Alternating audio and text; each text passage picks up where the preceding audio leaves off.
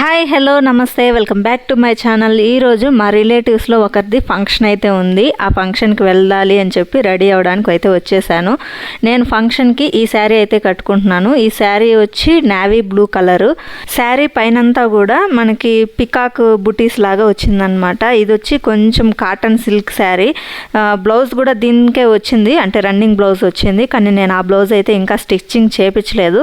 నా దగ్గర వేరే శారీది పింక్ కలర్ బ్లౌజ్ ఉంటే దాన్ని లాగా మ్యాచ్ చేసుకున్నాను అనమాట. దీనికి సింపుల్గా ఈ గోల్డ్ జ్యువెలరీ అయితే సెట్ చేసుకున్నాను. మనం వేరే వాళ్ళ ఫంక్షన్కి వెళ్ళేటప్పుడు జ్యువెలరీ అనేది సింపుల్గా ఉండాలి, అలాగే మనము లుక్ కూడా బాగా కనిపించాలి అని చెప్పేసి నేను ఇలా అయితే తీసుకున్నాను. మన ఇంట్లో ఫంక్షన్ అంటే హెవీగా జ్యువెలరీ వేసుకున్నా పర్వాలేదు, కానీ బయట వేరే వాళ్ళ ఫంక్షన్స్కి వెళ్ళేటప్పుడు సింపుల్ జ్యువెలరీ ఉండాలి, అలాగే లుక్ చాలా గ్రాండ్గా కనిపించాలి అనేసి నేను అనుకుంటాను.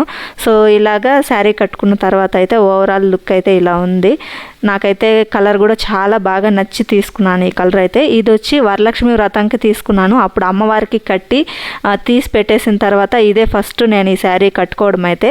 దీన్ని వాష్ చేసిన తర్వాత కూడా ఎలా ఉంది, క్వాలిటీ ఏంటి అనేది కూడా మీకు చెప్తాను. మీషోలోనే తీసుకున్నాను. ఎవరైనా తీసుకోవాలి అనుకున్న వాళ్ళు అయితే కనుక కింద కామెంట్ సెక్షన్లో కామెంట్ చేయండి. నెక్స్ట్ వీడియోలో శారీ లింక్ అనేది మీకు షేర్ చేస్తాను. అలాగే శారీ కూడా చాలా అంటే చాలా కంఫర్టబుల్గా ఉందండి. ఫంక్షన్ అయిపోయేంత వరకు ఇదే శారీలో ఉన్నాను. ఎక్కడ నాకు ఇబ్బంది అని అయితే అనిపించలేదు. చాలా అంటే చాలా కంఫర్టబుల్గా ఉంది. మీరు ఎవరైనా తీసుకోవాలి అనుకుంటే కనుక తప్పకుండా కింద కామెంట్ సెక్షన్లో కామెంట్ అయితే చేసేయండి. ఇంకా నేనైతే ఫంక్షన్కి రెడీ అయిపోయాను. బయట కూడా అత్తయ్య పెద్దమ్మ వాళ్ళందరూ కూడా రెడీ అయిపోయి నా కోసం అయితే వెయిట్ చేస్తా అన్నారు. ఇంకా నేను కూడా ఇక్కడ అయితే రెడీ అయ్యి వచ్చేసాను అనమాట. చిన్నత్త వాళ్ళ ఇంటికి వెళ్ళాను. చిన్నత్త కూడా ఈరోజు వాళ్ళ రిలేటివ్స్, అంటే అమ్మగారి సైడ్ రిలేటివ్స్ ఉంటారు కదా, వాళ్ళది ఏదో ఫంక్షన్ ఉంది అంటే చిన్నత్తయ్య కూడా ఆ ఫంక్షన్కి వెళ్ళిపోయారనమాట. పిల్లలు మాత్రమే ఇంటి దగ్గర ఉన్నారు. ఇంకా యాక్చువల్గా నేనైతే ఫంక్షన్కి వెళ్ళొద్దు అనుకున్నాను. పిల్లలు ఇంటి దగ్గర ఉన్నారు కాబట్టి వాళ్ళతో పాటు ఉండి వాళ్ళని చూసుకోవాలి అని చెప్పేసి అనుకున్నాను. కానీ మా అత్తయ్య పెద్దమ్మ వాళ్ళు ఒప్పుకోలేదన్నమాట. రిలేటివ్స్తో అందరితో కూడా నేను బాగా కలిసిపోతాను, అందుకని చెప్పేసి వాళ్ళు పదే పదే చెప్పినారంట, మీ కోడల్ని తీసుకొని రాండి కంపల్సరీ అని చెప్పేసి. మేము బెంగళూరులో ఉంటాం కాబట్టి ఎక్కువ ఫంక్షన్స్కి మేము అటెండ్ అవ్వలేము. మాకు చాలా దగ్గర రిలేటివ్స్ అంటేనే ఫంక్షన్కి అటెండ్ అవుతామన్నమాట. ఇంకా అందుకని చెప్పేసి ఈసారి ఎలాగో సమ్మర్ హాలిడేస్ ఇంటి దగ్గరే ఉన్నారు కాబట్టి ఖచ్చితంగా తీసుకొని రాండి పిల్లల్ని అందరినీ అని చెప్పేసి చెప్పారంట. ఇంకా వాళ్ళు అంత ఇదిగా చెప్పినప్పుడు వెళ్ళకపోతే బాగుండదు అని చెప్పేసి వీళ్ళు ఖచ్చితంగా రావాల్సిందే అని చెప్పారు. ఇంకా పిల్లల్ని ఇంటి దగ్గర ఎలాగ వదిలేసి వెళ్ళేది అంటే వాళ్ళు మేము ఉంటాం వదిన, మాకేం భయం లేదు, నువ్వు వెళ్ళేసి రాపో అని చెప్పేసి చెప్పారనమాట. ఇంకా సరే అని చెప్పి రెడీ అయిపోయి మేమైతే ఇక్కడ ఫంక్షన్కి వెళ్ళడానికి స్టార్ట్ అయిపోయాము.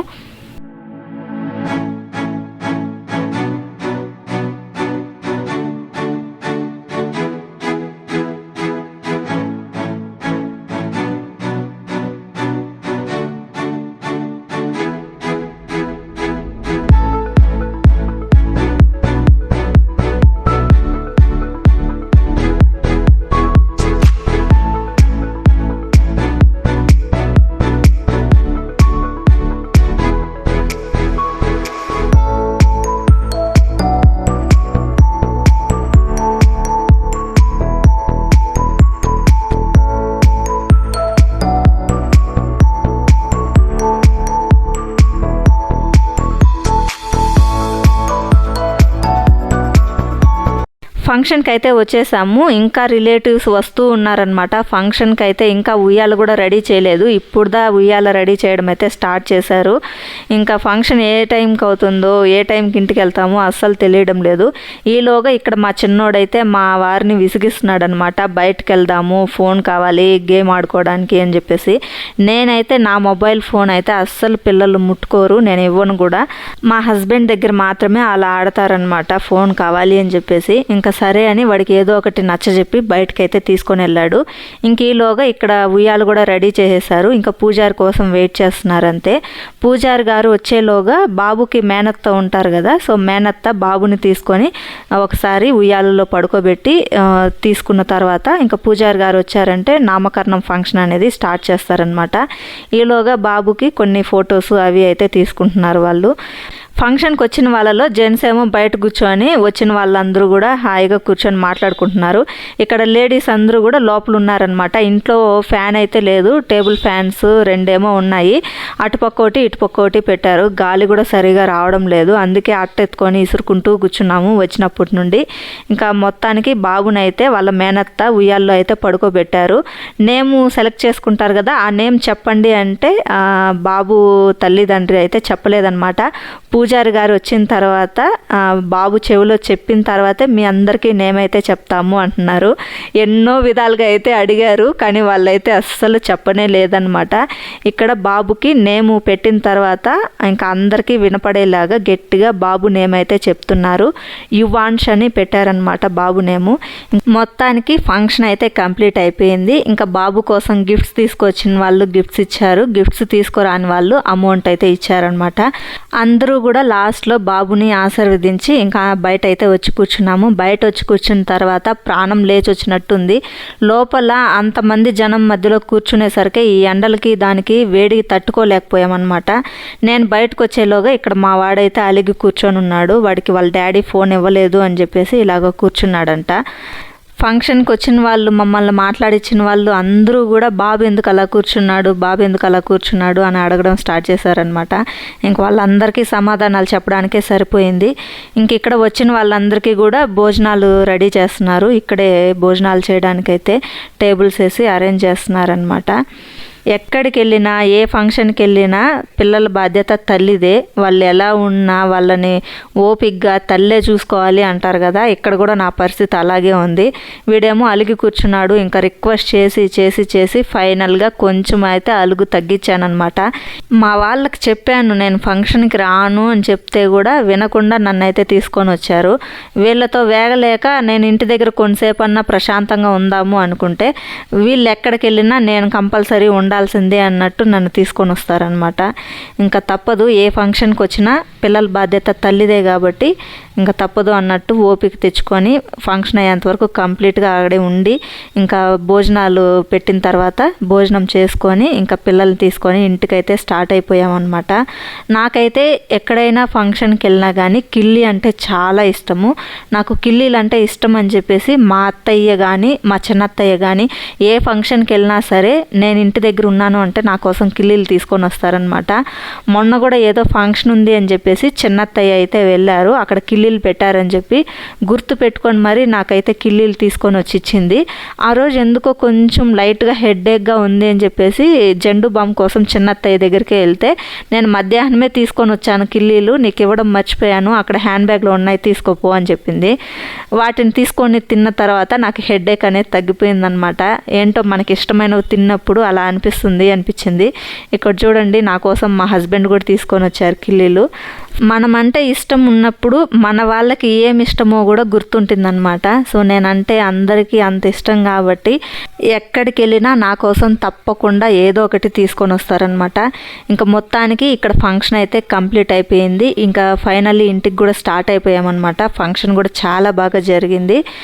మామయ్య తాత ఇద్దరు బండిలో వచ్చారు కాబట్టి ఇంకా వాళ్ళు స్కూటీలోనే వచ్చేస్తారు. మేమైతే ఇంకా కార్లో వెళ్ళిపోతున్నాం అనమాట. ఇక్కడ ఫంక్షన్లో ఉన్నంతసేపు కూడా పిల్లలు ఇంటి దగ్గర ఎలా ఉన్నారో ఏంటో, ఏం చేస్తున్నారో ఏంటో, తిన్నారో లేదో అన్న ఒక టెన్షన్ అయితే ఉండిపోయింది. అందుకే ఇంకా ఫంక్షన్ అయిపోయిన వెంటనే భోంచేసి స్టార్ట్ అయిపోయామన్నమాట. ఇంకా నాకు కిళ్ళి అంటే ఇష్టమని ఇందాకే చెప్పాను కదా, ఇంకా వాటిని చూస్తూ ఎంతసేపు కూర్చుంటాను చెప్పండి. అందుకే ఇక్కడైతే ఓపెన్ చేసుకొని తినేస్తున్నాను. కిళ్ళి అయితే చాలా టేస్టీగా ఉందండి. ఇలా ఫంక్షన్స్కి వచ్చినప్పుడే కిళ్ళి ఎక్కువగా తింటాను. నేను నార్మల్ డేస్లో ఏమీ తిన్ను. ఫంక్షన్స్కి వచ్చినప్పుడే ఏంటికంటే మనం ఫుడ్ కొంచెం హెవీగా తీసుకుంటాం ఉంటాం కాబట్టి ఫుడ్ జీర్ణం అవడానికి ఈ కిళ్ళి అనేది బాగా యూజ్ అవుతుంది. అందుకని చెప్పేసి కిళ్ళి తీసుకుంటాను నేను. ఇంకా 10 minutes ఇంటికైతే రీచ్ అయిపోతాము.